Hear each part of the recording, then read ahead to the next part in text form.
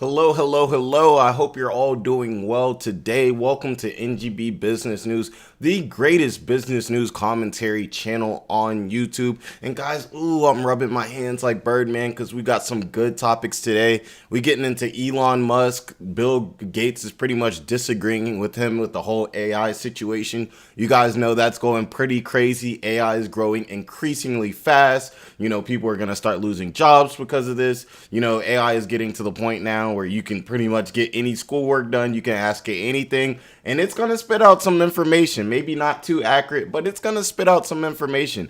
I've personally used it for work and it's actually worked really well. So there's a lot of positives to it, but with it moving fast, obviously that can be dangerous.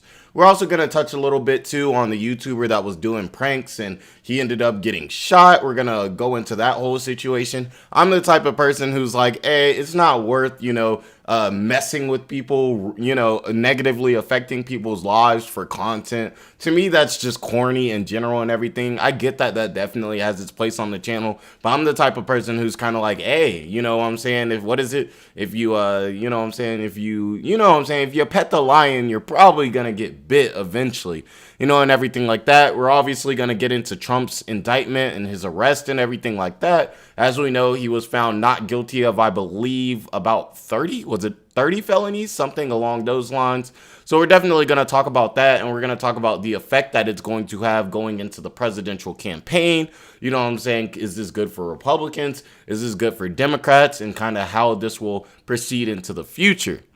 Now we're also gonna talk. There's been a lot of deletions. You could say lately. Cash App CEO Bob Lee was actually stabbed in San Francisco. A very sad story. You know what I'm saying? So rest in peace to him and condolences for his family and everything. So we're gonna get into that whole situation. I don't believe there have been any arrests lately, which is any arrests yet or anything like that. But we're just gonna kind of get into the facts, get into the nitty gritty, as you know we like to do, and get into that. Now, there's also a topic about why tipping in the United States may be actually higher than it should be. It's an interesting thing because me personally, when I think about tipping, I'm like, oh man, this person's putting in the work. You know what I'm saying? They're working, at a restaurant and everything like that. I'm always one to tip well. So seeing that, not that they were saying Americans aren't tipping enough, but that they're saying possibly we're tipping too much was pretty weird to me. So we're touching in on that, and we're touching on Dogecoin jumping 30%.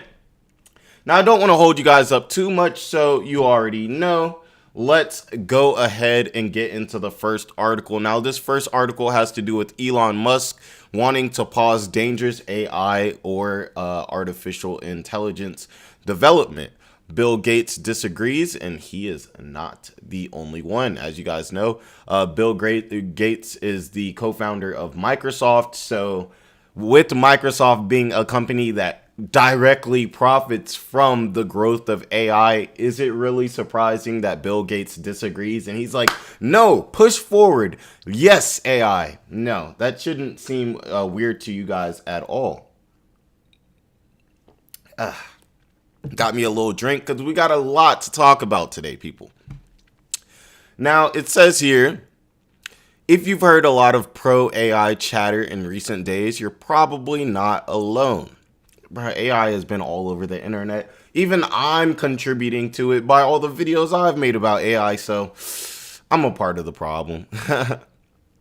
Now, it says AI developers, prominent AI ethicists, and even Microsoft co-founder Bill Gates have spent the past week defending their work.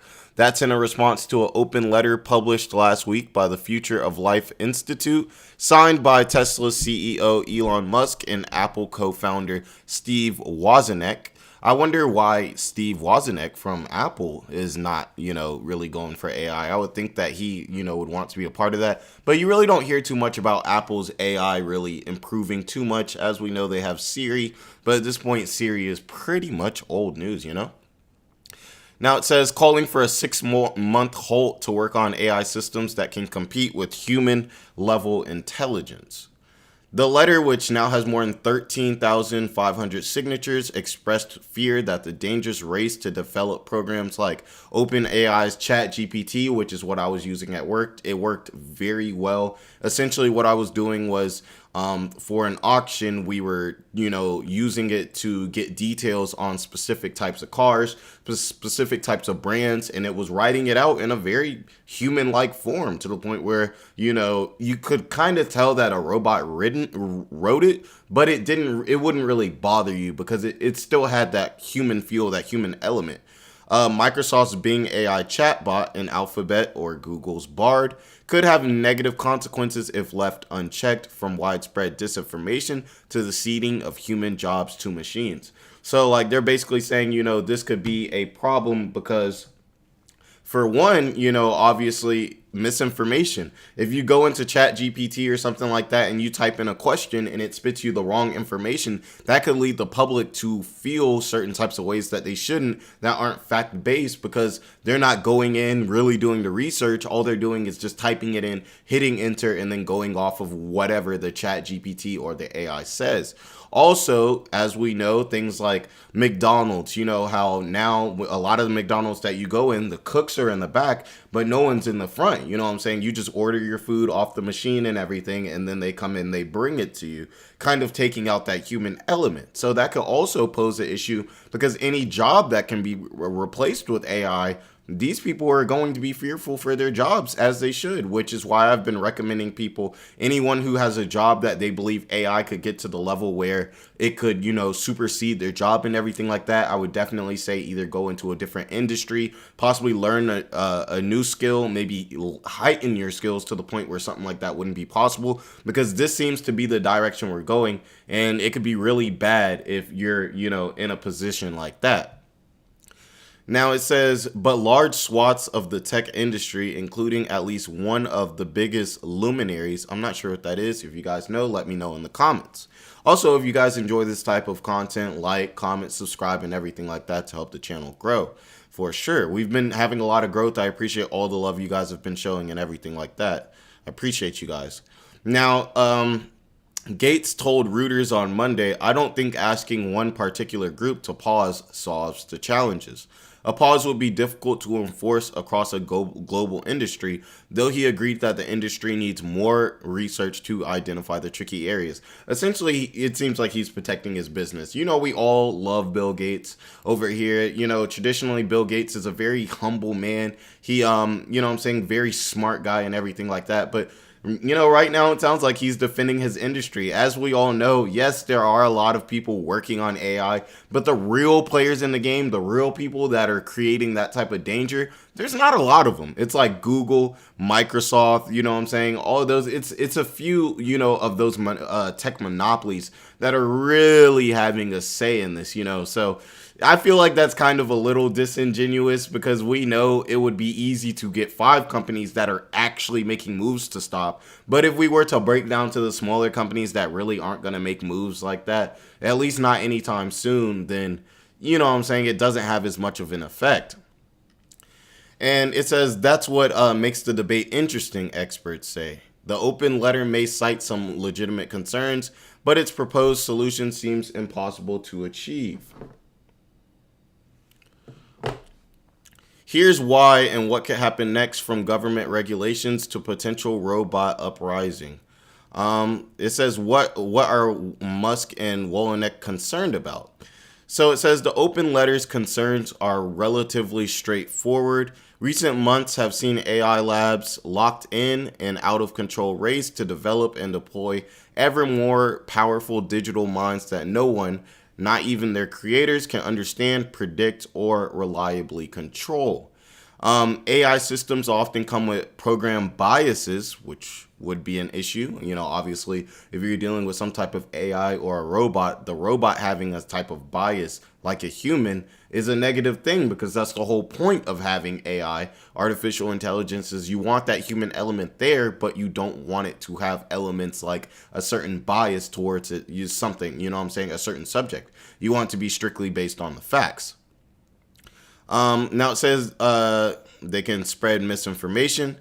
It's easy to imagine companies trying to save money by replacing human jobs. That makes sense. You buy the robot does the job until it pretty much breaks down. You break down, it fixes it. A person, you're going to have to deal with firings, rehirings, certain things like that, mistakes that humans could make that could possibly put the business at risk, everything like that. The emotional aspect of humans that you don't have to deal with a robot. You tell a human, hey, like, can you go sweep that floor? They may just say, hey, Becky hasn't swept the floor in 3 days. You know what the robot's gonna do? You press play on the robot's just gonna go do its thing. You feel me?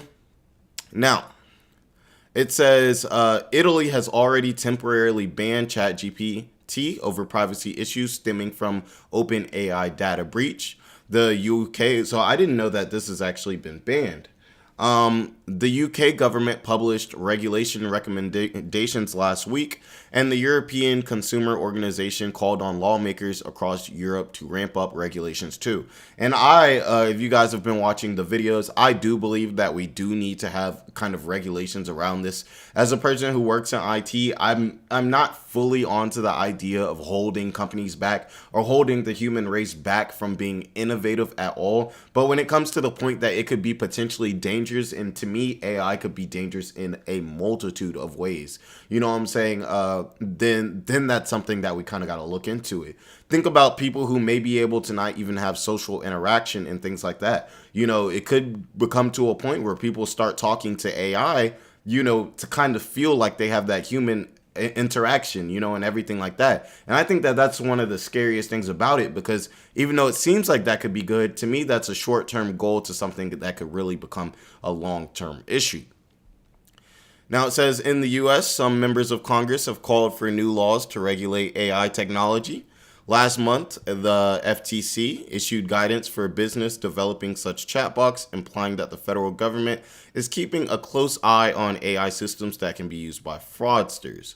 Now, it says, and multiple state privacy laws passed last year aim to force companies to disclose when and how their AI products work and give us customers a chance to opt out of providing personal data for AI automated decisions. They're active in California, Connecticut, Colorado, Utah, and Virginia. So, obviously the AI developers are going to have to clap back. They're going to have to clap back. They can't just let everybody be so scared about it, and this is how they make their money. This is their bread and butter. So let's see what they have to say. Now it says at least one AI safety and research company isn't worried yet. Current technologies don't pose an imminent concern. San Francisco-based Anthropic wrote in a blog post last month. Now they received of course they said that. It says here they received a $400 million investment from Google in February, and that Google has its own chatbot. Of course they're defending it. They just got $400 million investments from Google. That's like lobbying. The government, you give money to certain politicians, certain groups, and then they push the policy for it. It's pretty much the same thing here. Google invests into this company. This company says a good thing about AI. Why? Because they want that money coming in. This isn't a small amount of money. This is $400 million.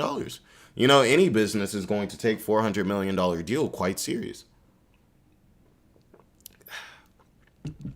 Now it says, AI systems could become much more powerful over the next decade, and building guardrails now can help reduce risk down the road. Yeah, I think that's important too. Like, I don't believe it's a problem now, just being able to type something and something spits back out. We've had that for years. We've had that for, possibly decades, and everything like that. And it hasn't really caused too much problems, but you just want to have those guidelines ready before it gets out of hand. That's the point. You don't want to be, you don't want to be, you want to be proactive. You don't want to, oh, it's an iRobot situation. And now robots are trying to run the world. And now we're like, oh, maybe we should add regulations. Nah, you want those regulations already in place so, those issues don't even occur in the first place.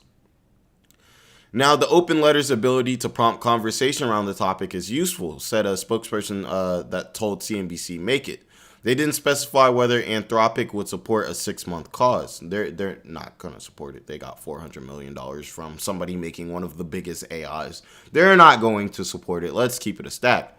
Now, they acknowledged that OpenAI CI acknowledged that an effective global regulatory framework, including democratic governance and sufficient coordination among leading artificial general intelligence companies, could help.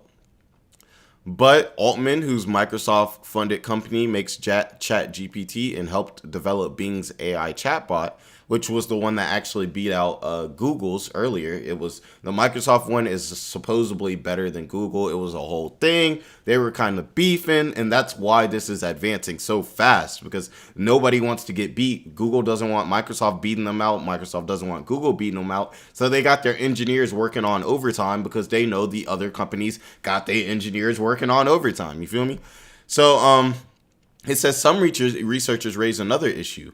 Pausing research could stifle progress in a fast-moving industry and allow authoritarian countries developing their own AI systems to get ahead. So he's basically saying, hey, if you're not going to let us do it, somebody's going to be doing it anyway. And that could possibly be somebody who isn't, a positive asset to the world. Highlighting AI's potential threats could encourage bad actors to embrace the technology for nefarious, which is pretty much bad purposes, said Richard Scocher, an AI researcher and CEO of AI-backed search engine startup U.com. Okay. Now, it says, what happens now? The muted response to the open letter from AI developers seems to indicate that tech giants and startups are unlikely to voluntarily halt their work. It calls for increased government regulation. It appears more likely, especially since lawmakers in the US and Europe are already pushing for transparency from these AI developers. Now, it says the FTC could establish rules requiring AI developers to train new systems with datasets that don't include misinformation or implicit bias, and increase testing of these products before and after they're released to the public. That's what I kind of think would be good.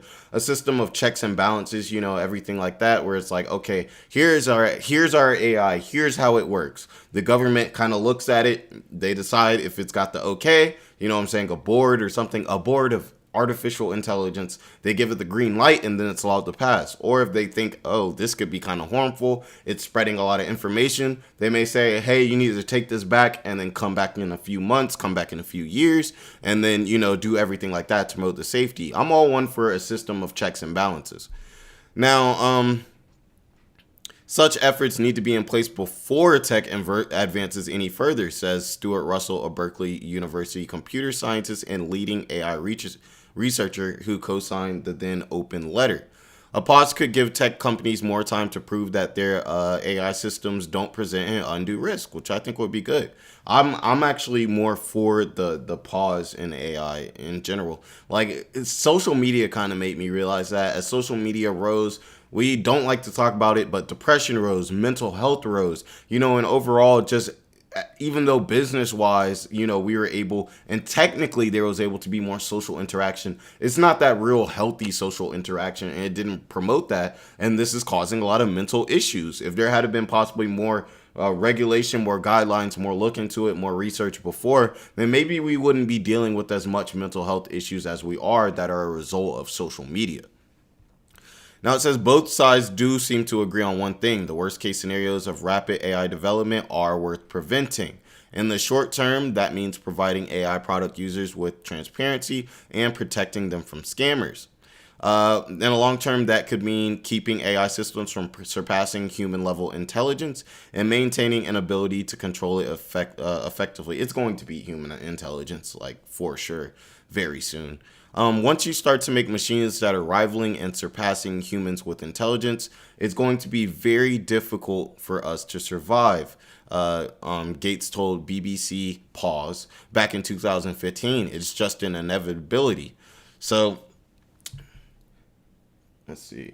So I want to know what you guys think about this. Do you guys think that there should be a pause and everything like this so we can kind of see, all right, is this going to influence humans in a negative way? And this going to start becoming an iRobot, you know what I'm saying, type of situation where it could be really dangerous, you know, people losing their jobs and just overall negative to the general good of society? Or do you guys think as humans, our job is to be innovative? We're supposed to be creative. That's what separates us from animals. Why would we slow down the knowledge, you know what I'm saying, that we could have? I'm very much kind of in the middle. As I said, I work in IT, so I'm very conflicted on this. I'm not really a high advocate for slowing down technology, but when I do feel like it can come at the expense of the human race, then that becomes a problem. So let me know what you guys think about that in the below, and also like, comment, and subscribe if you guys like this type of content. And we're gonna go ahead and get into the next topic soon.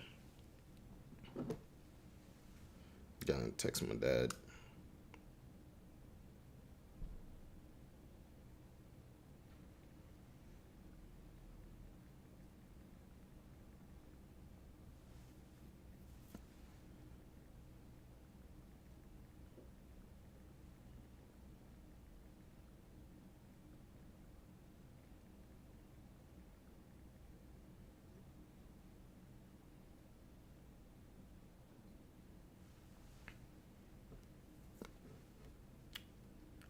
I'll be right back. I'm gonna get a little water.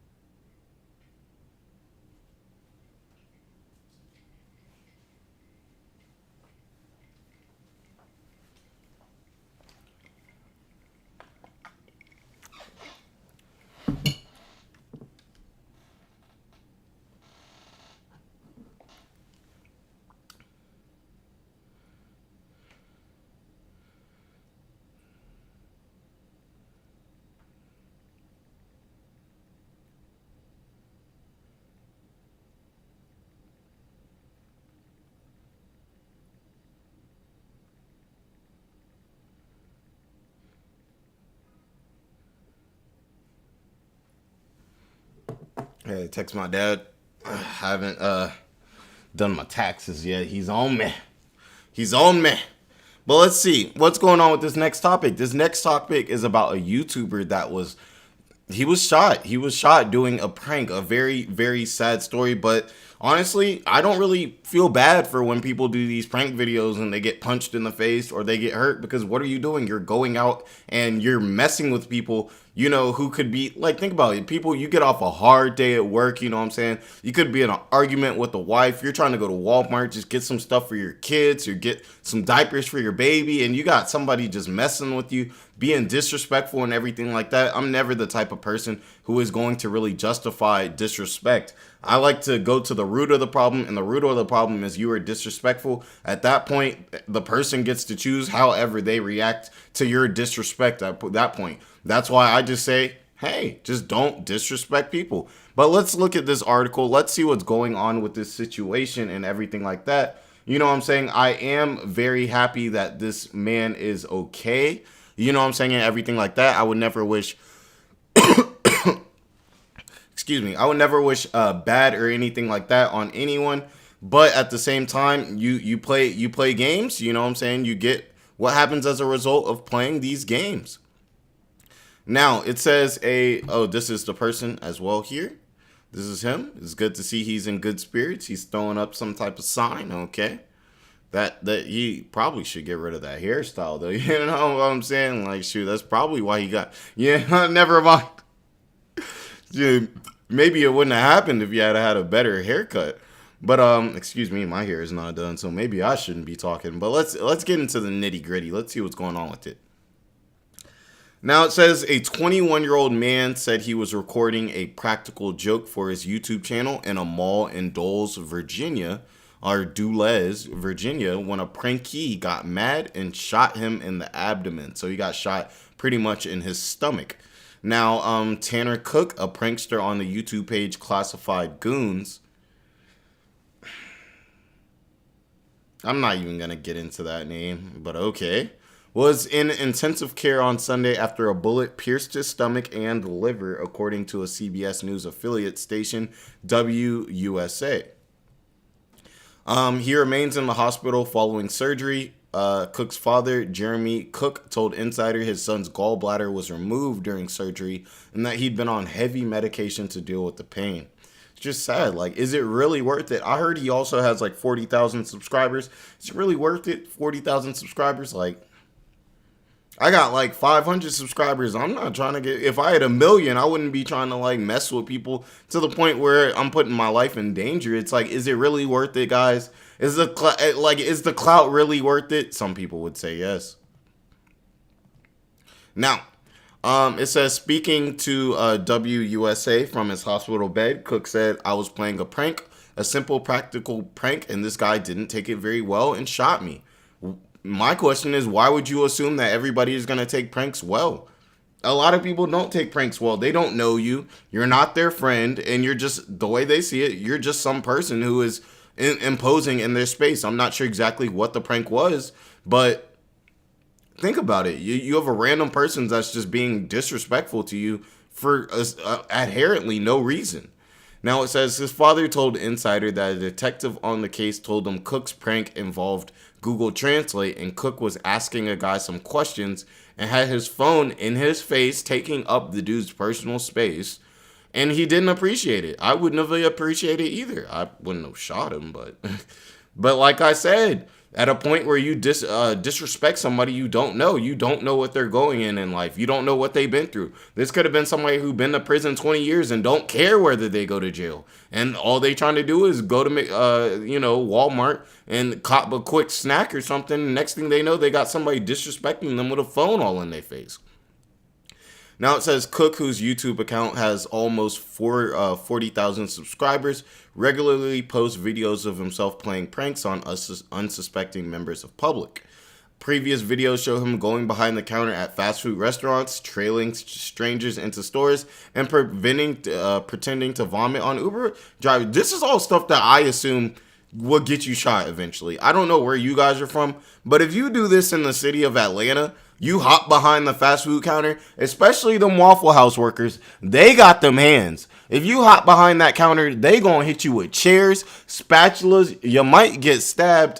They gonna do everything to you, trailing people in stores. Think you have a gun, you feel like somebody's following you, somebody's stalking you. You're gonna have an itchy trigger finger, and everything like that, because you're wondering, why is this person doing that? At that point, you're feeling like you're in danger, pretending to vomit on Uber drivers. This is their job. This is what they do every day. They're working hard trying to protect their family, and something like throwing up in their car not only halts their business because they can't make money from furthering their Uber driving, but also it's just nasty. It's just a disrespectful thing to do when you're in somebody else's car.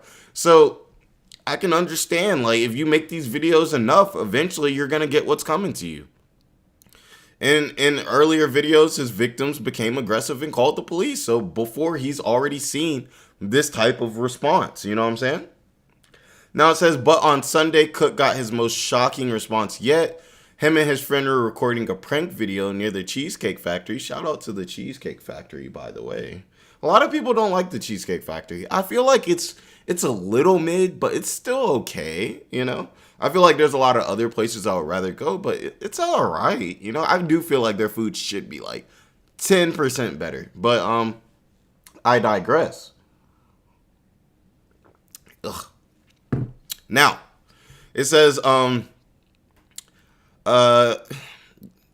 They were in the mall's food court when the suspect, Alan Coley, allegedly pulled out a semi-automatic pistol and shot him.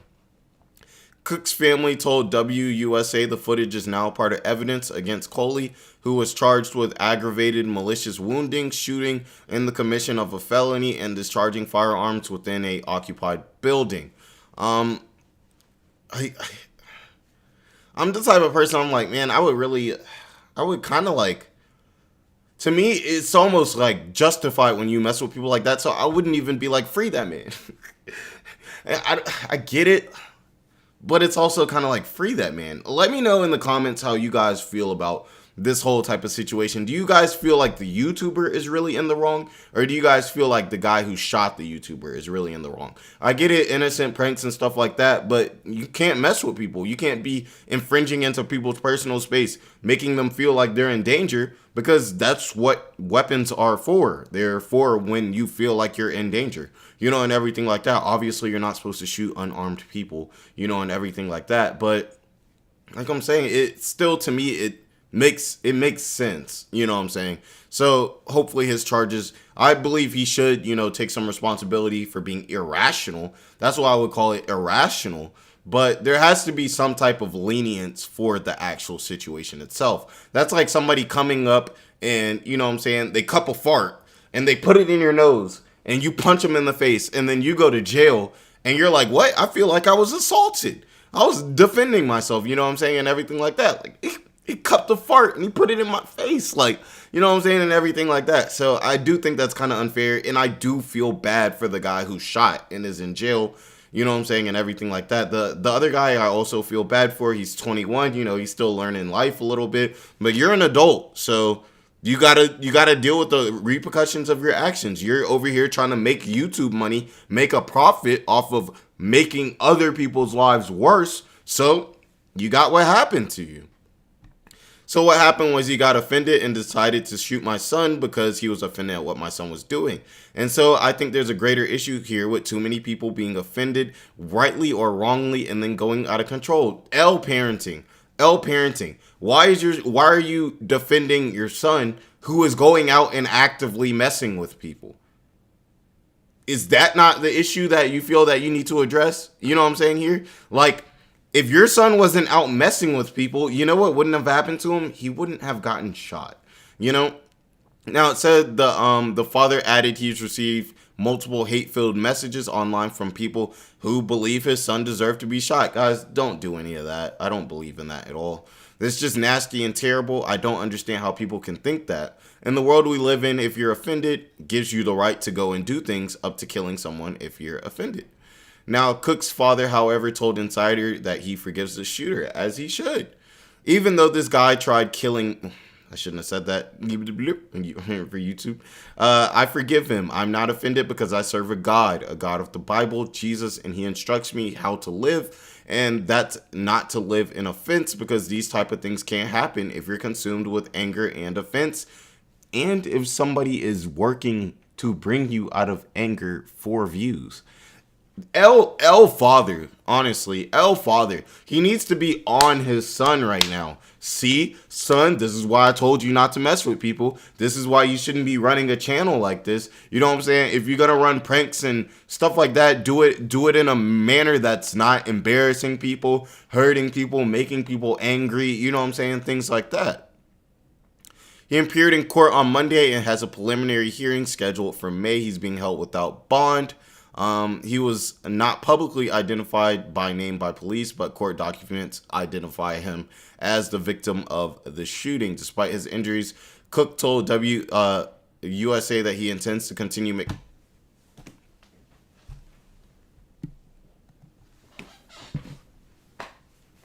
Bro, you got shot. He got shot. He only has 40,000 subscribers, and he's going to continue making prank videos.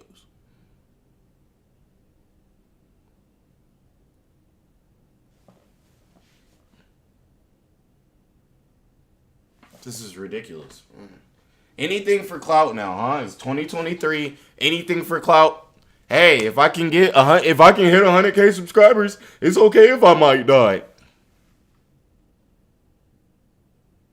Sad part is he probably did get clout because of this. He probably got more subscribers because of this circumstance. And he probably like, oh, well, yeah, I got shot. But hey, I got 20,000 subscribers, guys. It's not that serious. It's not that serious. And this really shows where the youth is right now. I mean, I'm 27 years old, so I'm not the youth, but 21 is still, I would still consider that the youth, probably until you're about 24, 25. But this just shows like how messed up our society is at that point where people get shot doing a prank video and they say they're going to continue to do it. You know what I'm saying? And everything like that. It's really just sad. It's ugly, and it says a lot about our society. But guys, if you like this type of content, definitely leave a like, comment, subscribe to help the channel grow. We're trying to hit 1,000 subscribers this year, so I can only do that with you guys' help, and I appreciate all of you that show love and really like the video so YouTube can recognize it and push it out to everyone else. Help me, and I'll help you. You know what I'm saying? Come at you with this content so we can be well aware of what's going on. Now let's get into the next topic. Get a little bit of my water.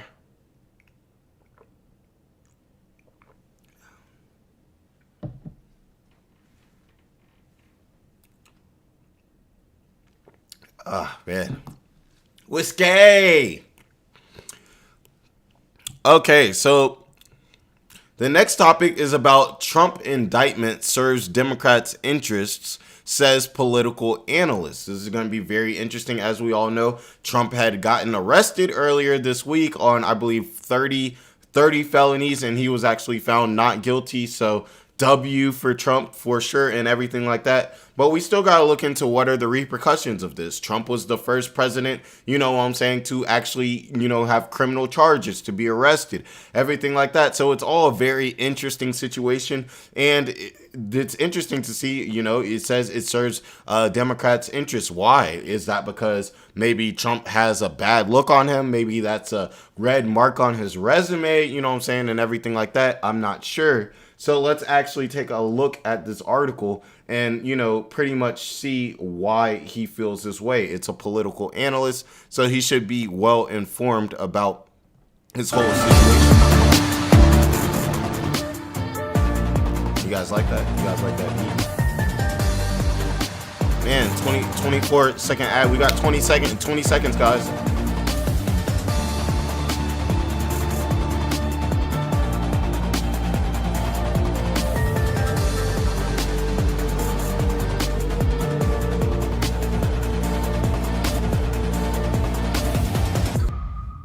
Oh, that was perfect timing. I know y'all like that. But let's see what it say. Let's see what they're saying.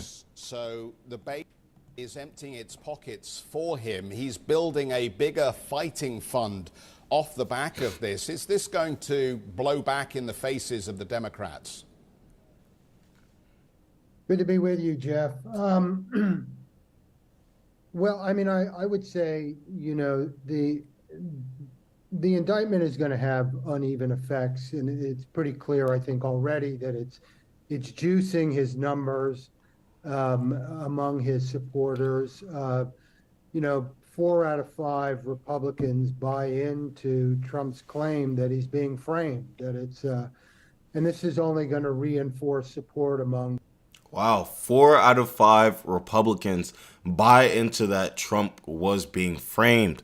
This could anger somebody who, let's say, let's say you're thinking Trump and DeSantis or something like that. Or let's say you're a Republican, but you don't like Trump, and maybe you were just going to vote Democratic in the next election because you just feel some type of way towards Trump. If you feel like the Democrats are being kind of shady, they're being a little nasty to the point where they'll throw somebody in jail for political gain, that may push you, into Trump's arms, I would not wish for anybody to be cradled like a baby by Trump, but you guys know what I mean. Republican primary voters, and you're seeing that in the numbers, the fundraising numbers that you mentioned. But I think, there's another electorate here, and that really matters, and that's the independent voters who voted against Trump in 2020. And it's hard for me to see how yesterday's decision is going to make them more likely to support Trump. I think if anything, so he's saying the opposite of that. Concerns about his suitability for the presidency. So it's one of this act, this decision. So he disagrees. He's basically saying, hey, this is kind of like not a good look. And it's kind of, what I'm saying, taking his credibility away. Whereas if, what I'm saying, if you're a person that already really wasn't for Trump, this may make you kind of look at him and be like, do I really want a president that, even though still found not guilty, was able to be hit with 30 felonies, and everything like that, when no other president has dealt with that type of situation.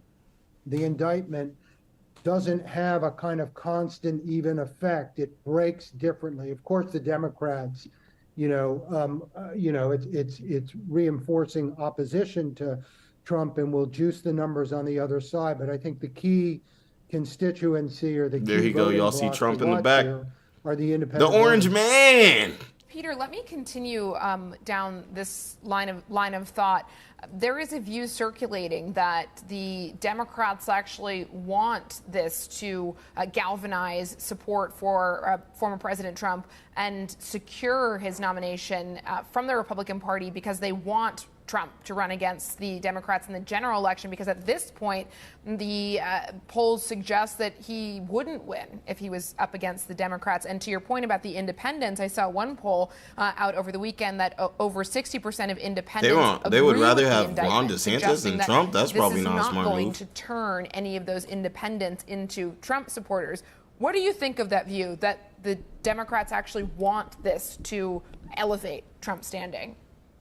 Yeah, I mean, I think from the Democrats' standpoint, I mean, if we're just kind of like running this politically, playing it out politically, I think this, it serves their interests. It freezes the Republican field. I mean, DeSantis is losing momentum during this. It's very hard for Republicans to figure out how to position themselves, potential Republican candidates.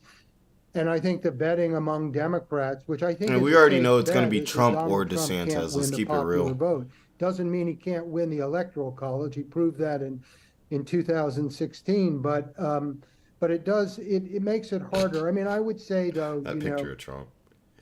it's important, Jail I think, Trump. to kind of put the New York indictment in a larger context. I mean, a lot is really. Hey, but guys, I was just thinking, it popped into my head, like, imagine like Trump in jail. Let's keep it a stack. We already know that Trump would end up in some luxury prison that's probably looks like, what I'm saying, somebody's just apartment. He'll probably be eating great food, still eating filet mignon, what I'm saying, and everything like that. But imagine Trump in like an actual prison. What I'm saying? Like, imagine if he ended up going gangsta and running the prison too. Like, he was like, what I'm saying, how he has his speeches, and stuff like that. And he starts beating people down, what I'm saying?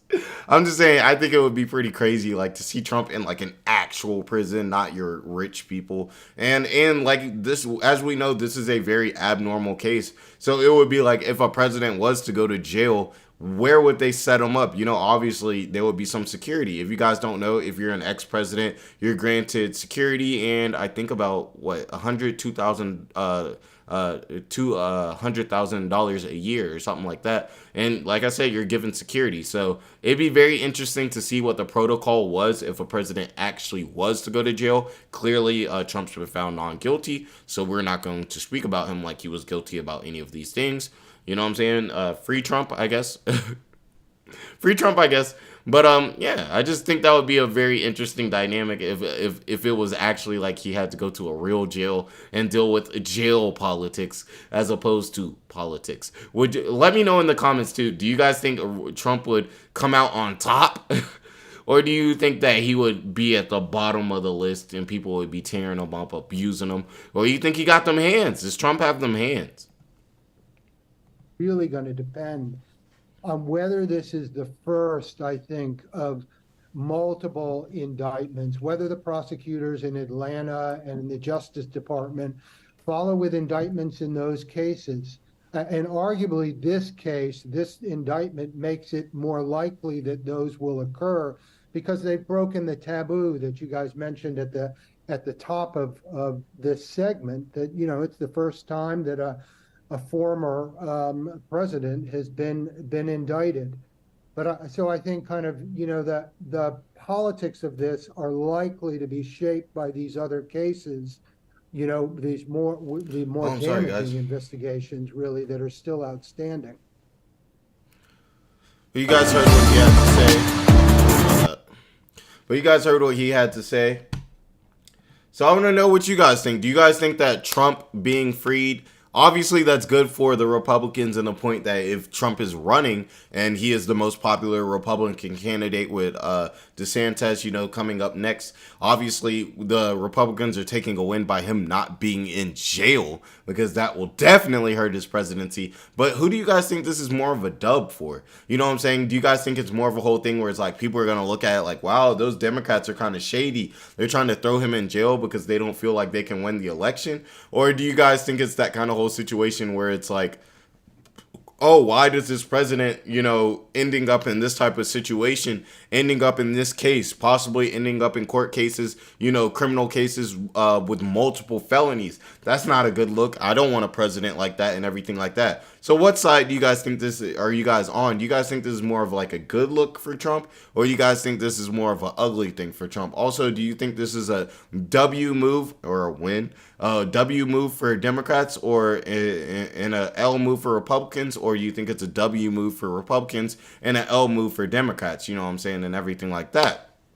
So let me know that. Also, like, comment, and subscribe if you guys like this type of commentary, this type of content. I'm going to be coming out with way more videos, and we're going to be live streaming, 3-4 days out of the week. So definitely make sure to check in on those. I hope you guys all have a great day and everything like that. And of course, we're going to get into the next topic here. I will be right back, by the way, and everything like that. Sip. The next topic too will be about the Cash App founder getting deleted. Unfortunately, it's a very, very sad story. I use Cash App not very often anymore, but when I was back in college, I used to use it all the time, and it was a great way, to move money and everything like that. But I'm gonna get into that when I get back.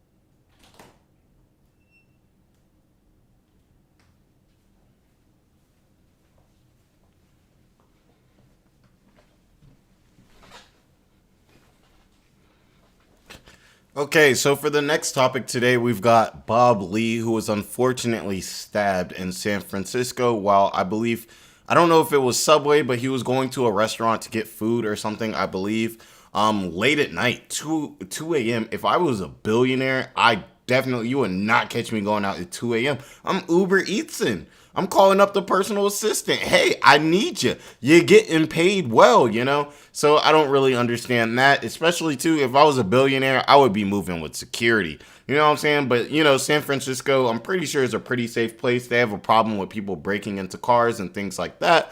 But overall, San Francisco is a very liberal city, and unlike a lot of liberal cities, it's actually very safe. You know what I'm saying? And everything like that. So, sorry, get a quick text. Let's see. My father did not text me back. But yeah, guys. So we're gonna get into everything with that. See what was going on. See if there's any more facts in this situation and everything like that.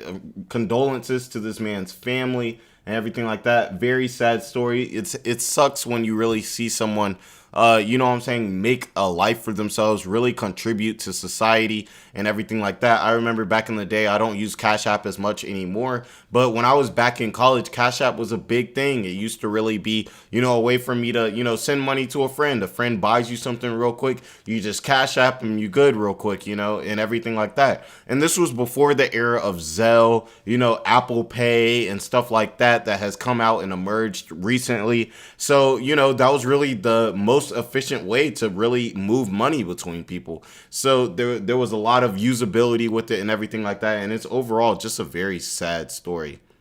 And this is Bob Lee here. I wonder if he has some type of Asian descent, with his name being Lee. Clearly, he looks like a white guy. Let's keep it a stack. He looks like a white guy. But yeah, let's see what's going on. Now, it says Bob Lee, a technology executive who funded the mobile payment company Cash App and previously worked at Square. You guys know Square Cash. Past Tuesday after he was, in downtown San Francisco, according to his family. Very sad story. The San Francisco Police Department said officers responded to a report of around 2:35 a.m. This man was out at 2:35 trying to live his best life. They found a 42-year-old man with, wounds. He was taken to a hospital with life-threatening injuries, and he passed in the hospital. Now, authorities did not name the man, but Lee's father and brother identified him as the victim. They said Richard Lee said he worked harder than anyone and was the smartest person I've ever known. He will be missed by all of those that knew him. It's really sad when somebody actually goes out, they make a life for themselves, they make a life for their family, they do things that, this is more than the 1%. He's a billionaire, he's a 0.00% of people, and they go out to some tragic violence like this. It just lets you know the world can be a very unforgiving place, and that's why me and all of you watching, we should definitely have a high level of appreciation just because we're breathing. You know what I'm saying? I know somebody was saying in the comments, like, take a shot every time I say, you know what I'm saying? I'm working on it, guys. I'm working on it. But I will hit a shot because I did say, you know what I'm saying. Do you know what I'm saying? Now it says, thank you for those who reached out in his support. The two men had been living in Miami since October after moving there from California, his father said in the post. They had grown especially close after his mother passed in 2019, and they could not immediately confirm why the executive was back in the Bay Area. So I didn't know this. He's actually stationed or lives in Miami, so he must have been visiting. Maybe he had a I don't know why he would go to San Francisco for vacation. Maybe he was vacationing or just getting some business done. Maybe he had some meetings. He's a billionaire. So, billionaires can have meetings all over the world. You know what I'm saying? Normally they're on the move, so it's very sad. Now it says, I'm saddened and disheartened to lose my brother, Tim Oliver Lee wrote on Facebook. He really was the best of us. I was so fortunate to grow up with him, and I feel like I've lost a part of myself. Wow. Now it says Bob Lee had been working as the chief product officer of the cryptocurrency mobile coin. He previously served as chief technology officer of Square, now known as Block, a financial technology startup co-founded by the former Twitter chief Jack Dorsey. He went on to create Cash App, a money transfer service. He was also an investor in Elon Musk's SpaceX venture as well as other tech firms. I didn't know that he was actually an investor into SpaceX. Such as the social audio app Clubhouse, according to his LinkedIn profile. He used the handle Crazy Bob for his LinkedIn and Twitter pages.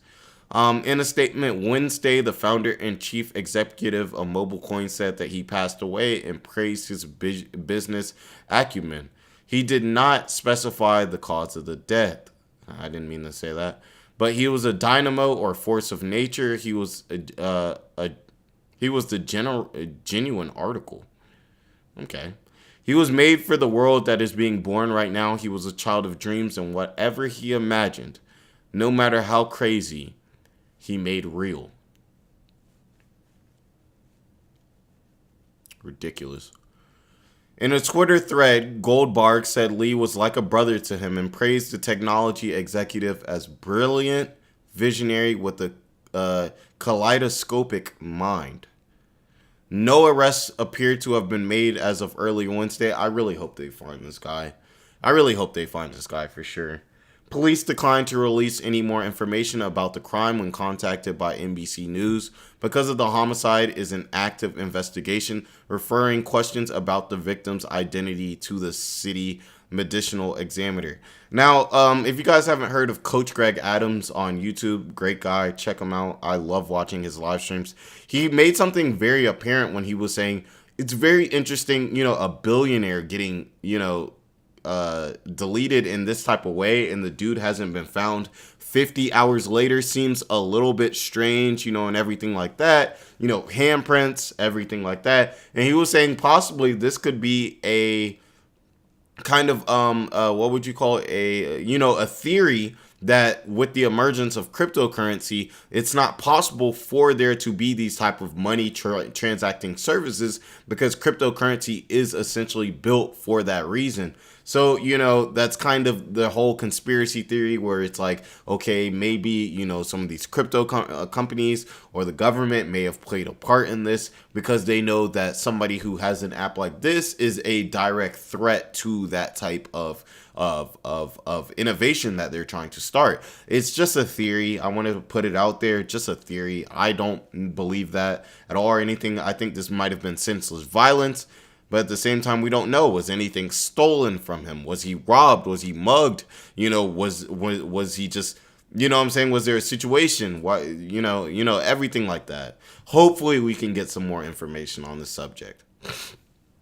Now, the medical examiner's office said it had no information to disclose or further comment at this time. The incident could intensify scrutiny on public safety issues in San Francisco, where residents and business owners have grown increasingly concerned about crimes and thefts. I told you guys they have a huge problem about people breaking into cars. They have this little thing. It's like a pin. Sorry, this is going to look kind of weird, but it'll go up to your window and just kind of like real quick. And it can just break the window real nice, real clean and easy. They go in your car, they grab what they need, and boom, they're out. And they're out in less than a minute. You know what I'm saying? Now, the mayor has pledged to crack down on crime. Now, San Francisco has seen 12 homicides since the beginning of the year, according to data compiled by the city's police department. In the same period last year, it saw 10 homicides. So the homicides are increasing, and it seems San Francisco may be more of a dangerous place. I don't really consider San Francisco that dangerous. I'm from Atlanta, but worse is something to watch because, who knows? Next year it's 14. The year after that it's 18. The year after that it's 25. Now you got a problem. You know what I'm saying? And everything like that. Now, his friends and colleagues paid tribute to him on social media. The former MMA fighter Jake Shields remembered the tech executive as a loyal friend, and Musk said he was very sorry to learn of his passing. Dorsey, the former chief executive of Twitter, called Lee's passing heartbreaking on social media platform Nostr. That's weird. I've never heard of that platform. If you guys have heard of that platform, let me know in the comments and let me know about it. Do you guys like it? Is it weird? What is it kind of like? Is it like Instagram? Is it kind of like YouTube? Is it kind of like Twitter? What is it kind of like? He was instrumental to Square and Cash App. His friend that worked at Google remembered him. In a phone interview Wednesday, Block recalled that Lee was a tech autodidact who seemingly could do anything he wanted. I don't think he realized how special he was. And that's a beautiful thing when somebody is able to use technology to fulfill whatever type of goal they are. A lot of times people have great ideas. Like I have the idea, I would love to be able to fly. I would love to be able to be invisible. It's not always about coming up with the idea. It's about how you can implement it. And when you have special people like that who can actually look into it and scientifically make that happen, losing them is not only bad for the families and everything like that, but it's also bad to humankind and it's a bad look. in general. People always say nice things about the past, but in this case, I would say the exact same things if he was alive. He was remarkable. Senseless violence. I hope that in the future we can really, crack down on violence, especially in the United States and also, of course, around the world, because there's no reason that somebody who contributed so much to society in this way built up a lifestyle most people would never be able to dream of for himself and his family, and truly is a pillar in history. He will probably go down as one of the more intellectuals, in history, and it's sad to go down to senseless violence, not long age or cancer or something like that, but senseless violence at 2:30 a.m. So let me know what you guys feel about this situation, even if you guys just want to say RIP to him, rest in peace, give condolences and everything like that. Like, comment, subscribe, to help the channel grow. We're going to be, tackling, even things like this, which are kind of sad. We're going to be tackling that, and we're going to be tackling other issues and stuff like that. So if you want the channel to help the channel grow and help me out, definitely throw that like, comment, and subscribe. A sad story, and I hope you guys are all, having a good day. Now, this next video is actually going to be quite interesting. It's about possibly how tipping in the United States is possibly too high, I believe, which is an extremely strange thing, because I like to tip. I always leave my 20%, you know what I'm saying? Like, when I'm with somebody, especially if they worked in the food industry, I always ask them, like, hey, like, how much should I tip? Like, what's a good tip? What's something that, will, be advantageous to this person? Because I believe that, food service and just customer service and everything like that, a lot of the people, they don't get respect a lot of times. They have to deal with terrible customers, everything like that. We're in a recession. A lot of people are working very hard, but still struggling with their bills. So if there's something that I can do in that aspect, as far as leaving a tip, then I'll do that every time. Also, especially for your local spots, guys, leave those tips. A lot of times in a lot of the local spots, I like to eat a lot of buffets. So I'll go to Fried Green Tomatoes, Golden Corral, the Asian buffet, Indian buffet. They'll treat you a lot better when you tip. They see you come in the next time. Hey, you want an extra water? Like, hey, do you maybe want, I've even had, people give me, drinks cost money. They'll give you the drinks for free. They'll bring out extra plates. Treat them right, and they'll treat you right and everything like that. And they see you and they know, oh, that dude's been here 2 times, and every time he just left without leaving a tip. Hey, you don't want to mess with the people who are influencing your food. I'm just saying, you might get a little, spending your food, no one wants that.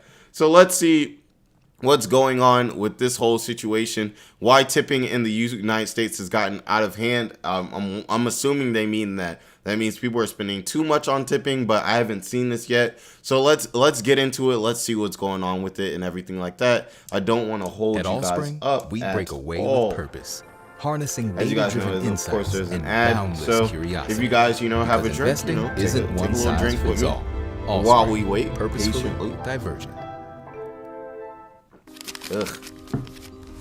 When was the last time you purchased something and you weren't asked for a tip? Yeah, I can't remember either.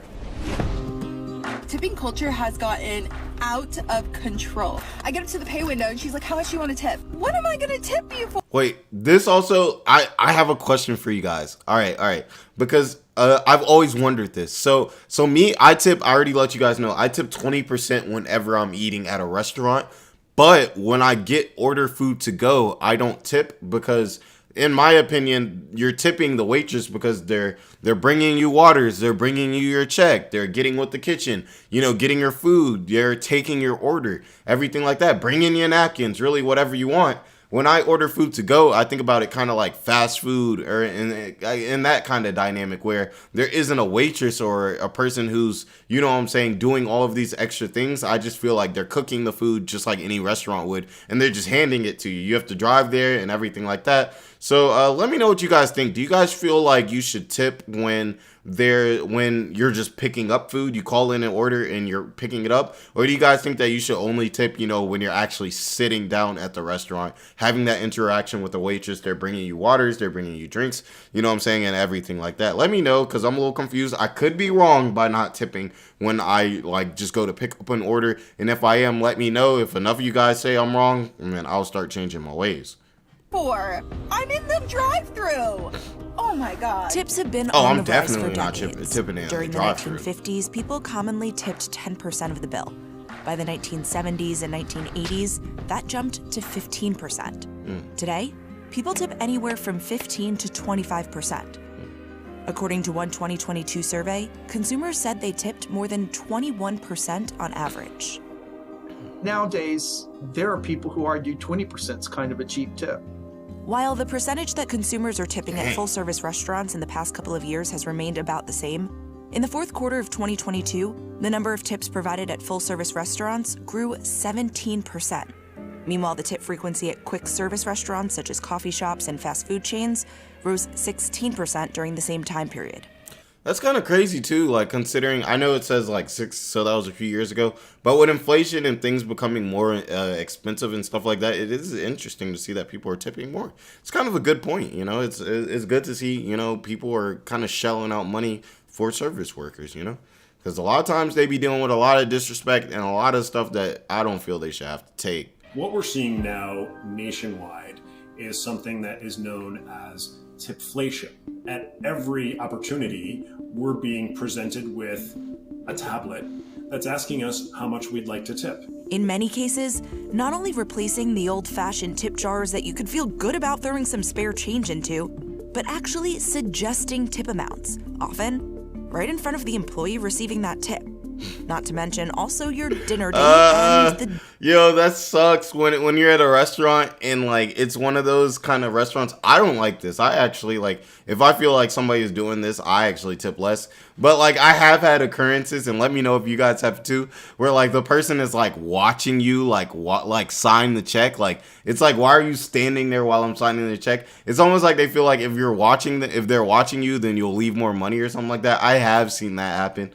So I know they're not capping on that, because we got a place around me. Like everybody who watched this video, they already know that Asian buffet that we're at. 1, they rush you out, and 2, they will sit there and sometimes kind of like watch you, waiting for you to sign the check. I think one time I was out with my friend, and he was very irritated. I'm a very passive guy, so a lot of stuff like this really doesn't get to me much at all. Like I normally see it as rude, but like it's just not a big deal to me, because like I said, I'm very passive, you know what I'm saying, and everything like that. I guess that's a beta trait, but like yeah, he was not having it. But essentially the waitress was like watching us, like while we were trying to watching us, you know, waiting for us to sign the check, almost like we were going to run out and leave. I don't know if it's a black thing, I don't know if it's a long hair thing, I don't know if it's how they business operates, but you know, clearly we didn't like that, and we both left worse tips because we felt that was kind of rude. We felt that was kind of disrespectful, you know, because normally at restaurants, they give you your check, you know, and then they walk off, they let you do your thing. And honestly, if they had just did that, she would have got her 20%, because like I said, I always tip 20%. But at that point, I'm like, I'm feeling offended. You know what I'm saying? I'm feeling like you feel like I'm like a thief, like I'm about to run off or I'm about to do something like that. So she got that way lower tip. She probably got a 5% tip after that. I wasn't having it with that. Let me know what you guys would do in that situation as well. 12 or so people standing behind you in line. And it's gone beyond just the tablets. The other day I was using the Hopper app to book a hotel, and it wasn't until I confirmed my payment that I realized my hotel was $10 more expensive. It turns out Hopper assumed I wanted to add a tip, and I had to go back to a prior page in order to opt out. Tipflation refers to not just that we're tipping more, but we're tipping everyone for everything. You're being guilted into tipping on something that is not technically a service. It's someone simply doing their job. In those situations, consumers are feeling resentful. Where do you draw the line?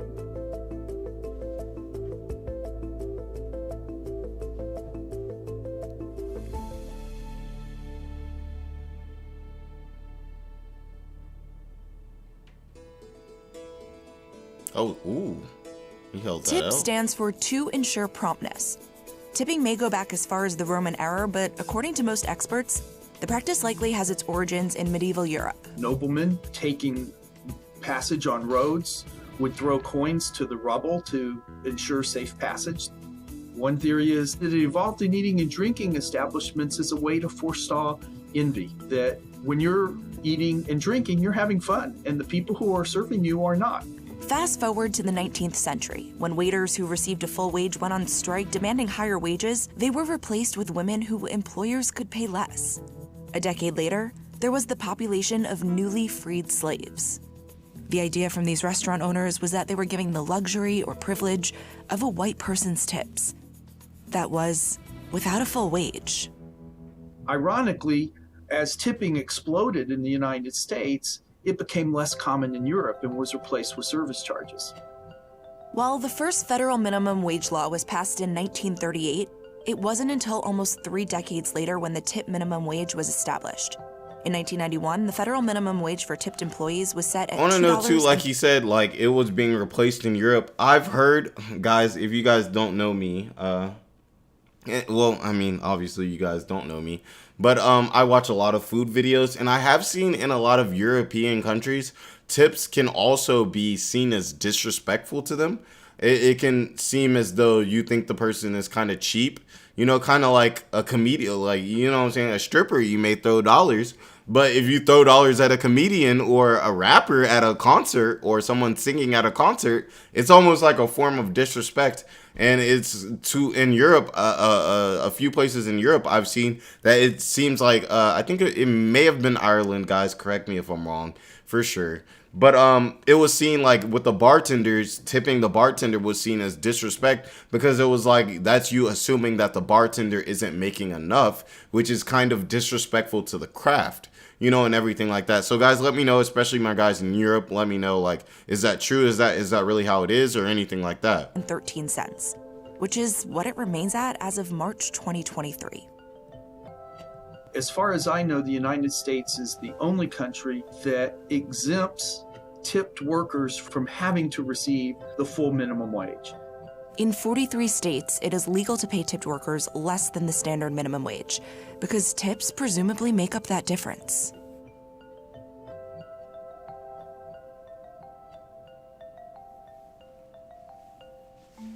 In recent years, you might have found yourself asking, do I tip this barista for pouring that hot coffee? What about when I'm going to a restaurant and picking up takeout?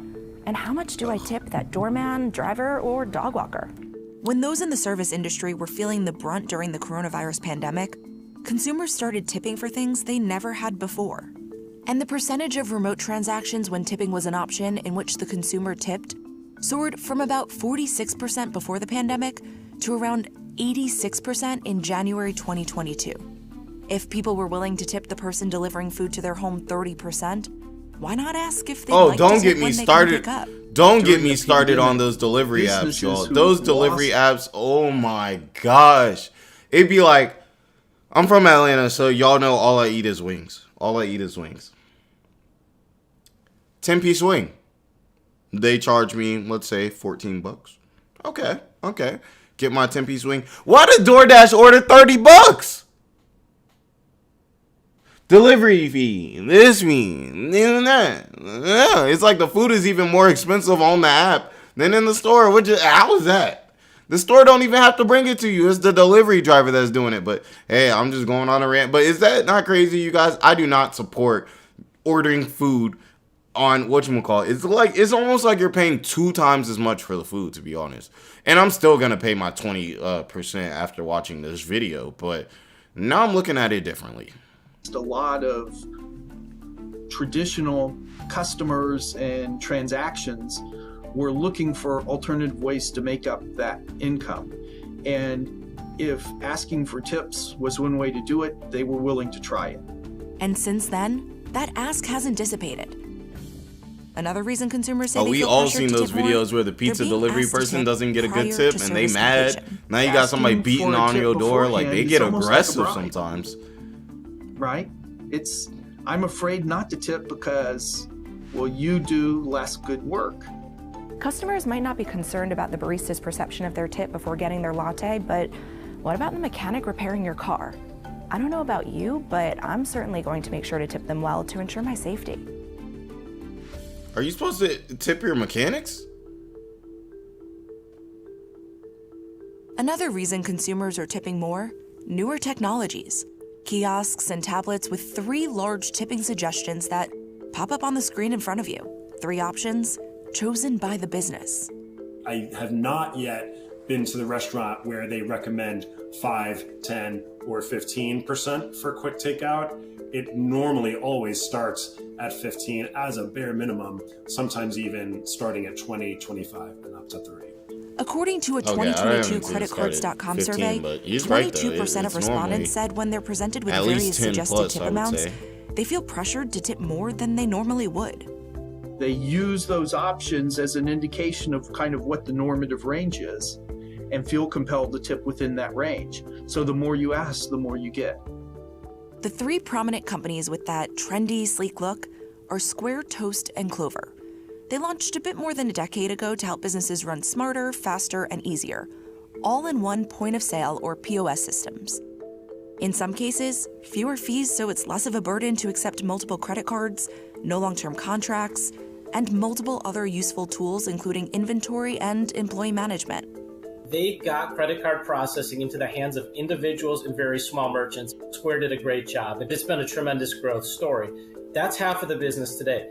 Do you think these companies are responsible for this turn of events that we've seen with tipping? I would say they could take some of the credit for helping restaurants. These people on this video really hate tipping. Robert Sanchez manages Eli's Essentials in New York City. One of the business's locations uses Toast, while the other uses this. He says the storefront that uses Toast sees more and higher tips. The Clover, Square, and Toast terminals to a consumer are very easy to use. Big buttons, big areas to sign the tip, an easy way to tip a different amount if you don't like the starting at 20% option. There are others that do it, they're just not as cool looking. We've come a long way from being able to just throw your spare change into the jar by the cash register.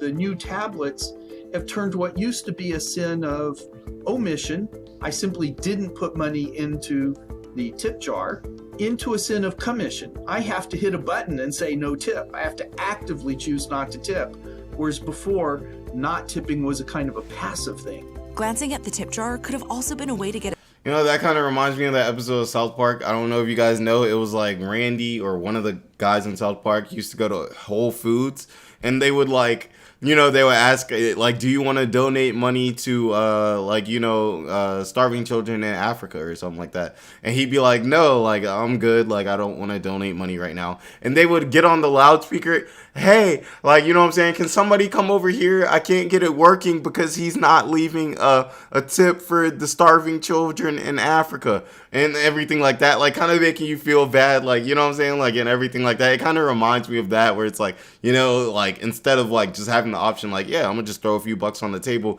you actually got to sit there and click like, no tip. Like, dang, I'm feeling kind of bad. Like, is anybody watching me? You know what I mean? Get a sense of how many others are tipping on that service, it's a good strategy, even though. how much money. If I had a restaurant, I'd do it. Meanwhile, not only can the tipping options be customized, but the tipping feature can be disabled as well. So it's the merchant's choice to ask or not to ask for tips. From the business side, it makes employees want to perform better and do a better job. It's seriously significant. It really pays for the software. You'd be a foolish business owner not to install it based on what the numbers display. Even a mammoth company as large as Starbucks has decided that they need to sink or swim, and the best way for them to do that is to offer the tip screen. Starbucks rolled out the tipping feature in stores in September 2022. It's one thing to have a happy staff. It's another thing to have customers that are feeling resentful. I think it's a calculus that all business owners really need to make.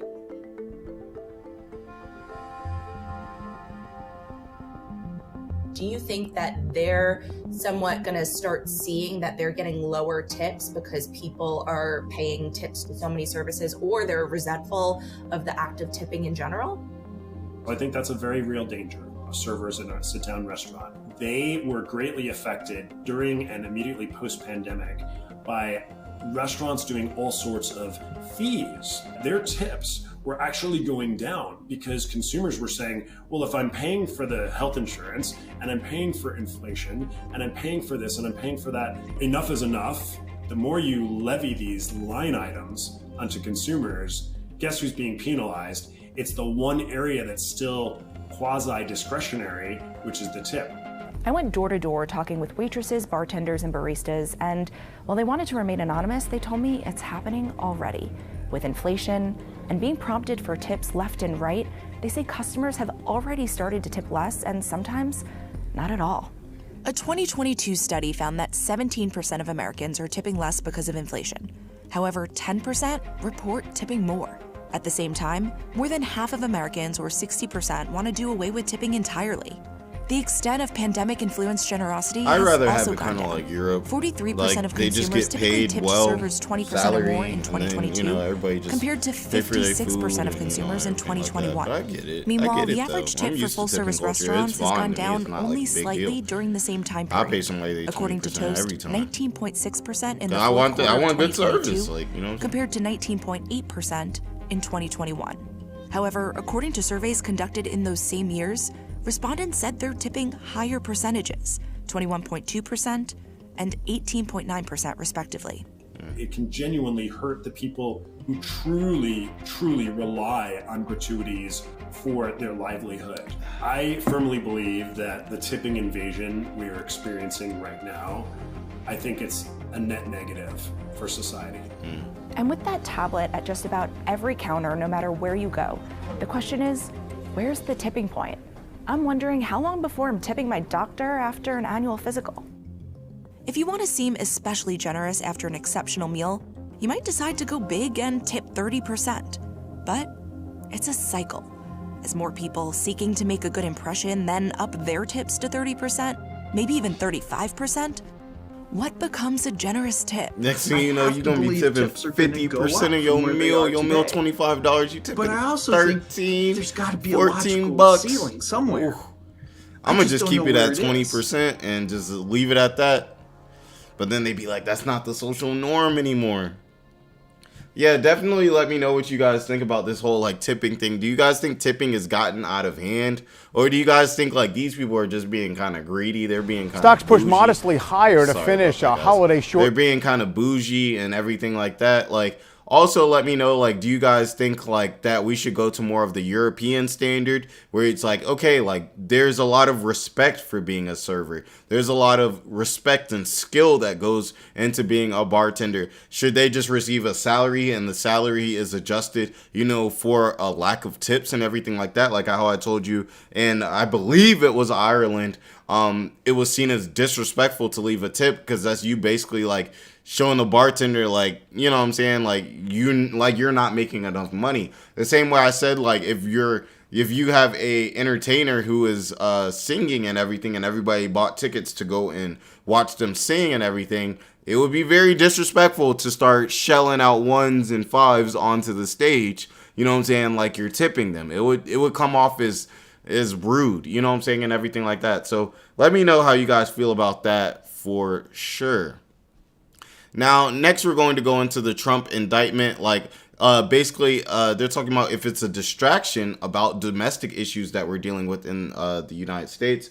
But I'm going to get a little bit more water. Maybe hit a shot, you know what I'm saying? Hit a shot for you guys maybe or something like that. And then we can get into that. We've got the whole Trump indictment if it's distracting us from these domestic issues. And we also have a 30% jump in Dogecoin because Elon Musk pretty much was manipulating it again, as always, by, I think, posting it somewhere. I don't know if it was on his Twitter profile, where he was posting it, or anything like that. But, hey, it is what it is. We all know that man's quite wild.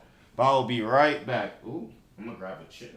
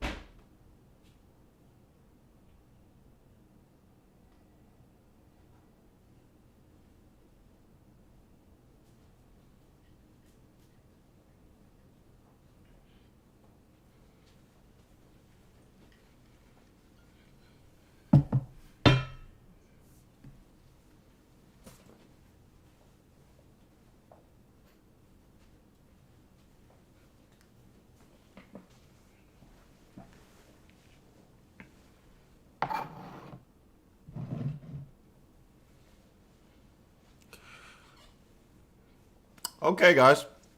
So now we're going to get into this Trump indictment. As we all know, Trump's been arrested or was arrested and everything like that. He was freed. Now he's living his good life in Mar-a-Lago after he was found non-guilty on, I believe, about 30 felony charges, I believe. Correct me if I'm wrong, guys. But yeah, let's get into this and see what this video pretty much says. 34 counts in this hush money scheme. So let's pretty much see what he has to say about it. Do you guys think it is kind of a distraction? I think it is. When basically we have so much going on with this country, even still, like foreign affairs, dealing with Russia, all the stuff that's going on with China, the US dollar being weakened. We have school, pow-pows, going on and everything like that. Crime rising, everything like that. Depression, everything is going up much higher. We have so many issues to deal with domestically. It's kind of like reality TV where we're, dealing with a point where we're looking into a hush money scheme with the president. I don't know, but I want to see what they say. So let's just take a quick look at what they have to say about this whole situation. Glenn? That's right. It's I'm an a ad. hippo eating airheads. Hey-ya! I'd like a hippo. Hate ads. Airheads have I haven't more seen fun. an Airheads ad in a minute. It doesn't limit him at all. It may, to some extent, distract, if you like, attention from political campaign per se, but the very case itself is very political. So he'll be able to use that to further the charge that he's being persecuted, that he's a martyr to kind of standing up for America and so on, and that this is a politically motivated attack on him and through him to the American people who are trying to kind of solve their national and other problems. Yeah, Professor, it's taken a while for us to even get to this point, right? Where So I want to ask you guys too, do you guys think that this whole Trump situation was a politically motivated attack on him to kind of, hold the Republicans back, possibly affect his presidential election, in power of the Democrats? Or do you think that these are actually legitimate charges and he just, had to go to court for it just like anybody else would who commits a crime? I want to know what you guys think. I think it's very politically charged because I think it's very weird that you got hit with 34. I've never seen somebody get hit with 34 felonies and end up not, innocent of all of those charges. Normally, it's some type of plea. They take a few charges. They throw a few charges off. But 34, normally if you're getting hit with 34 charges, you did something wrong. You know what I'm saying? So it's a very weird kind of dynamic, and it's especially weird because this is the first president that's ever been criminally convicted, you know what I'm saying, and everything like that. So it's just a very abnormal situation that the U.S. has found itself in, and honestly, I'm tired of it. I feel like at this point, it's like an episode of Bad Girls Club or Jersey Shore or some type of, you know what I'm saying, some type of reality TV show, it feels like, to where our political powers that are still running for president are ending up in these type of situations and stuff. It's not a good look for the entire country to me, whether you're a Democrat or you're a Republican. But like I say, it could be politically motivated. Let's see what they have to say, though. Been seen Donald Trump then arraigned, as many would have said that this was meant to happen a while ago, but nonetheless, it is there goes finally Trump here in a sense. What happens next, though? And one can imagine that it's still a very lengthy process. It's not as if we're going to be seeing Donald Trump, in cuffs or anything like that. No, it's going to take a very long time, even according to what was released last night from the news about a further hearing or whatever in December, and then maybe in January, possibly moving the venue of the court to another place which has got far more Trump-type supporters, including police and law enforcement and so on. So this wrangle is going to carry on, and it kind of is going to be red meat for Donald Trump in the kind of claims that he's making already, and he had said already that he was going to use this to sort of wreak death and destruction on the enemy, retribution on the Democratic next court Party, date set for and so December. on. And it's being used by the Democratic Party in a part of a political calculation as well. That's going to be interesting. The charges about Stormy Daniels and the hush payments, they appeal to a certain kind of a anti-sexist, pro-women identity politics, which is very powerful. Very powerful, and I think that's a really good point that I really didn't think about. This type of case is, like he said, it's very pro-woman, bro. I mean, I feel like everybody should be like, you know what I'm saying, just all for equality. But think about what type of people would really feel that or be affected by that. It would probably be, what? Liberals. Liberals are the ones that would kind of look at this case more with more scrutiny, I feel like, than conservatives would, and everything like that. And those are the exact people that would be opposed to Trump. Just an interesting point, you know, that he made there. In the Democratic Party too. So to both sides, if you like, there's something to be had and something they claim to be gained from these. But overall, I'm not sure that it does any good to the whole idea of America being kind of destabilized, unreliable, volatile, an unreliable ally to others, and so on. And whereas if you look in the world today, China is doing much, much better diplomatically and in all sorts of other ways as well. So it kind of adds to the feeling that the United States is looking in the wrong direction, that it is distracted by these domestic kind of affairs and polarization, when actually they have a very large number of domestic issues and problems for their own people, as well as globally, a massive sort of power shift is underway. And I don't know that this really deals with that in any way whatsoever, not in any kind of a productive way. Yeah, I very much get where he's coming from, especially from a foreign affairs type of standpoint. The U.S. is obviously looked at as one of the most powerful countries in the world, if not the most powerful country in the world. The dollar is the most powerful currency that we have in the world, and you see the West trying to weaken the dollar. You see them trying to get away from the influence that U.S. has on the world, both politically, socially, and in monetary policy type of way and everything like that. And I do think that this is a very bad look, because it basically tells other countries, think about it. Would we respect China if they were having so many domestic issues? No, because it's like, oh, you guys can't even get what you got going on in your own country together, to the point where you guys are about to throw your ex-president in prison. You know what I'm saying? It's a bad look, and it just makes the entire country look weak.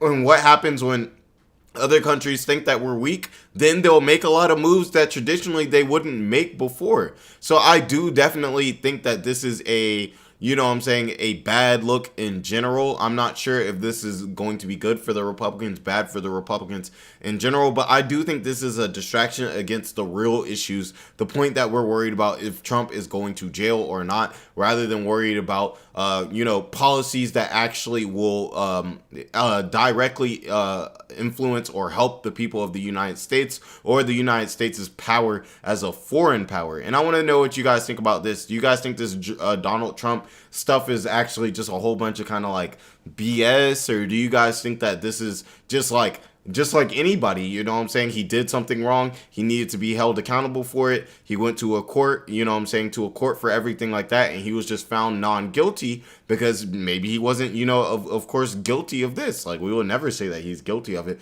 while the courts found him non-guilty. So I want to know what you guys kind of think about this situation. Do you guys think the U.S. is kind of looking like a joke because of this? Like, and everything like that, for sure. So I want to know what you guys think. Also, like, comment, subscribe to help the channel grow and everything like that. I appreciate all the love you guys been showing. You guys have been viewing the videos way more than normal, and I love that because it helps the channel grow, and it helps me actually be able to get to speak to a lot of you guys, which is really what I made this channel for, is to be able to, you know, learn myself. I'm not the smartest person. I'm very good when it comes to the stock market, but I wouldn't consider myself an extremely intelligent person. But I do have open ears and an open heart and mind. So when I'm wrong, I acknowledge that I'm wrong, but really I just want to learn as much as I can and be as well informed as I can. And so I make this channel for people like that who want to be informed. They want to know what's going on, but they, you know what I'm saying, don't want to digest the information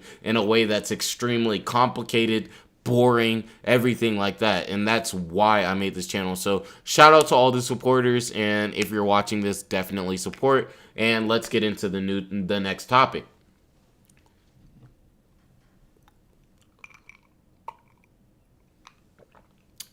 Now, the next topic is about Dogecoin jumping up 30%, which, as we know, or Dogecoin jumping up 30%, which we know is quite crazy in the cryptocurrency space. Cryptocurrency has been getting absolutely trashed the last few years. News article after news article after news article about, negativity in the whole cryptocurrency type of space. Bitcoin went down to, I'm not sure what, probably about 16,000, maybe 18,000. It bounces around. If you guys know the stock market, it bounces around and has a support at about 20,000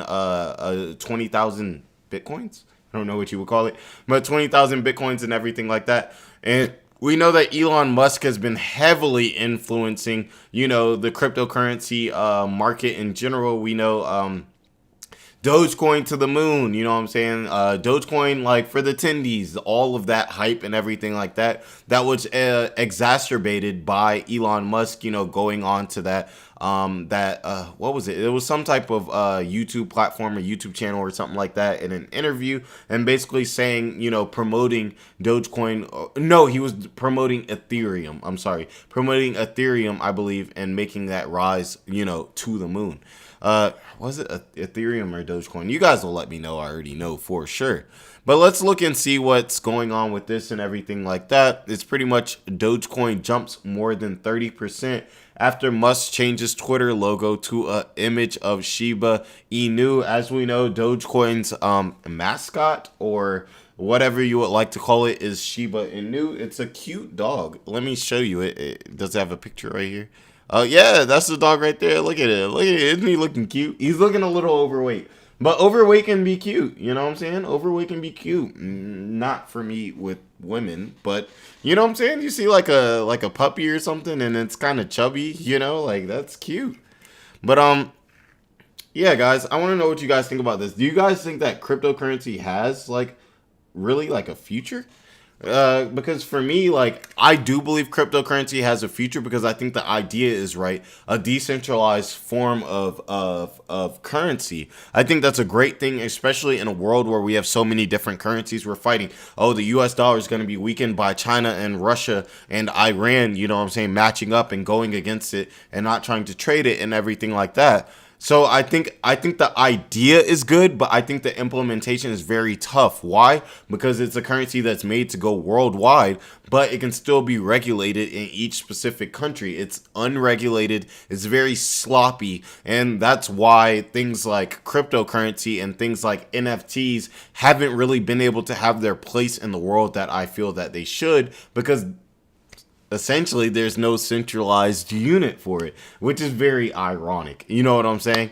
But yeah, I'm gonna take this shot and then let's get into it. Wow, I don't have much water. If you guys don't know me, I don't like to take shots without any water. That's kind of dead.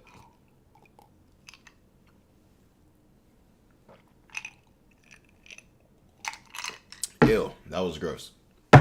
But let's get into it. Let's see what's going on. So you see here is Bitcoin's around, and we've got the Shiba Inu puppy right there. Always got that funny face.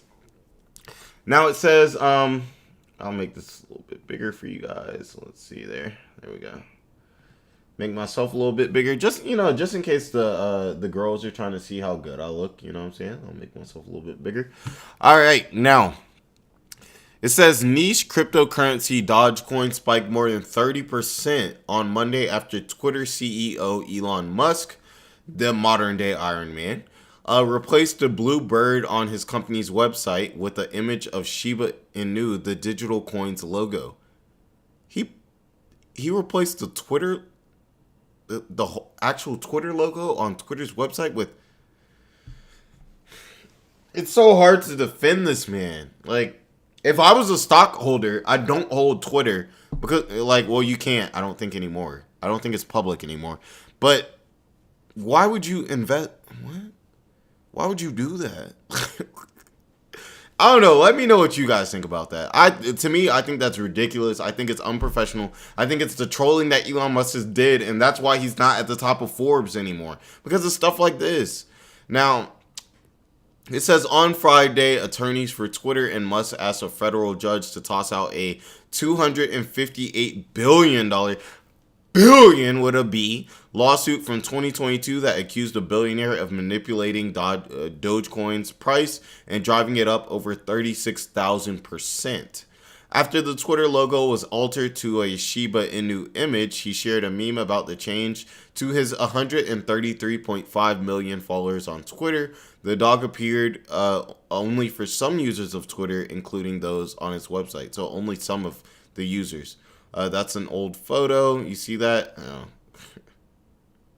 Wow. And he actually tweeted this out. That's insane. You guys get it? It's like the dog is like, that's an old photo. And the old photo is the Twitter photo. Well, he's very good at trolling.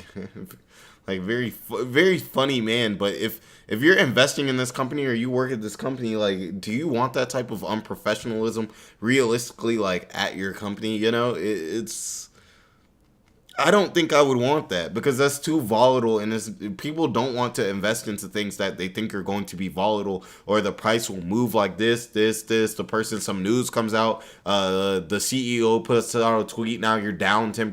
CEO puts out a tweet, now you're up 20%. It's not a good investment. You just want something consistent that's going to give you consistent gains year after year, and you know that's really what most smart investors want. That's what I want. So I am not really, I think this is funny, but I'm not really an advocate for this. It says Musk started touting Dogecoin years ago. He periodically tweets about the token, which was created as a joke in 2013, predictably causing volatility each time. According to CoinMarketCap.com, Dogecoin is the 8th most valuable cryptocurrency with a market cap of over 13 billion. So it's not playing games. You know what I'm saying? It's not playing games at all. Musk lawyers describe his public statements about the coin as innocuous and often silly tweets. But Musk's public endorsement of the coin goes further than social media messages. Two of his other companies, Tesla and The Boring Company, are named in the lawsuit. So it's like, even as a Tesla investor, you're thinking like, come on now, like what you're doing on Twitter and everything like that is affecting the stock price of Tesla. I'm trying to invest in these cars, and you over here putting out tweets that are, affecting, the stock share price. The valuation. It's ridiculous. Now, in December 2021, Tesla announced it would accept Dogecoin for some merchandise. At the time, he said that Tesla would see how it goes. Which I know he later refuted and took back. Dogecoin rose more than 20% following that tweet in January 2022 when Musk announced on Twitter that Dogecoin payments were live. The cryptocurrency jumped by as much as 15%. Tesla does have digital assets on its books, including Bitcoin, and still accepts Dogecoin as payment for some merchandise. We have not sold any of our Dogecoin. We still have it. He indicated that he personally holds it as well. And in a tweet responding to a paragraph of a photograph of himself next to News Corp chairman Rupert Murdoch, Musk simply wrote Dogecoin. And everything like that. So let me know what you guys think about this. To me, I think this is just Elon Musk trolling, doing what he wants to do. I think he's not a very serious human being. He's already a billionaire. He's making more money than he could possibly care about. So at this point, he either just does what he wants to do and everything like that. So to him, I feel like this isn't really a big deal to him. Lawsuits, for the most part, if they're not that serious, don't really mean that much to him and everything like that. And I think this is kind of a joke. Let me know what you guys think about this, because what does he really have to gain? I mean, I guess if he owns a bunch of, Shinu, maybe he does have a lot to gain by, manipulating the price of it, the stock price of it, and running it up 30%. But at that point, I feel like that would only work if he is basically bringing in a whole bunch of new investors who are going to run it up for a long period of time. Or if he wanted to run up the price 30% and then sell his shares real quick, because like he said, we have not sold any of our Dogecoin. overall, I think it's just quite ridiculous. I think he's being quite ridiculous. He needs to get it together. That way he can get back at the top of the list of the top billionaires. That's what I would personally want, but I don't know. You know what I'm saying? I would hate to invest into like Twitter, Tesla, SpaceX when the CEO is being so reckless. Even though I do have a lot of love for Elon Musk. He's one of my favorite people. I think he's an extremely intelligent man and someone that, you know, we should all strive, you know, that we need more Elon Musk because the progress that the world could have, the innovation would just be amazing. But that comes at a cost, and it comes at a cost of dealing with people like Elon Musk who will make these types of ideas. But thank you guys. Thank you to everybody who has entered the stream, popped in. Definitely like, comment, and subscribe to help the channel grow and everything like that. I appreciate all the love you guys have been showing the channel. You guys have been amazing. There's not more that I could ask for. And you guys know I'm trying to hit 1,000 this year. So help me out, and I'm going to help you out by bringing more content, more everything. If there's topics you guys want me to touch on, definitely let me know that and everything like that. And you guys have a great